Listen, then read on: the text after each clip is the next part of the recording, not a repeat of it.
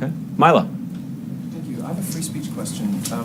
The late Aaron Schwartz, co-founder of Reddit, said that censorship had a meaning outside of government when private corporations either invent new kinds of speech or have a monopoly on certain places online. It's becoming very clear that Twitter and Facebook in particular are censoring and punishing conservative and libertarian points of view. The president's made some encouraging comments about free speech. He said, for example, that university students shouldn't be coddled, perhaps suggesting that the safe space and trigger warning culture isn't something he believes in.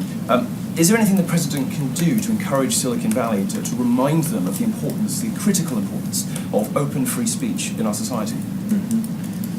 Well, I appreciate the question. Obviously part of what's built into our system is a respect for private companies to put in place their own policies. But I think the president would be the first one to observe that the success of that kind of social media and some of those social media tools is actually predicated on the idea of freedom of expression.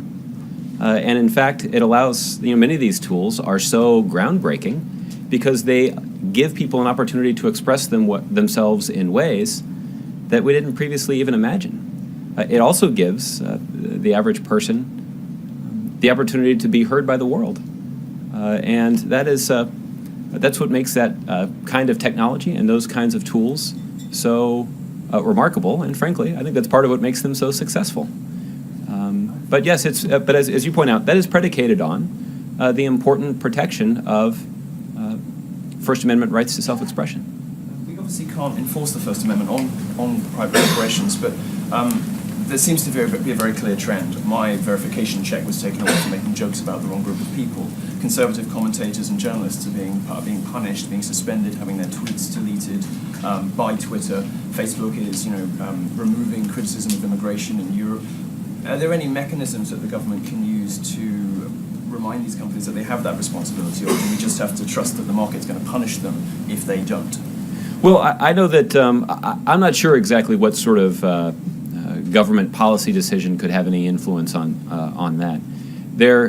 Obviously there is, though, a third branch of government, which is, our courts that are supposed to be insulated from politics, that are supposed to be in a position to resolve those kinds of questions. So if there are private citizens who feel their constitutional rights are being violated in some way, that they do have an opportunity to address that before a judge in a court of law.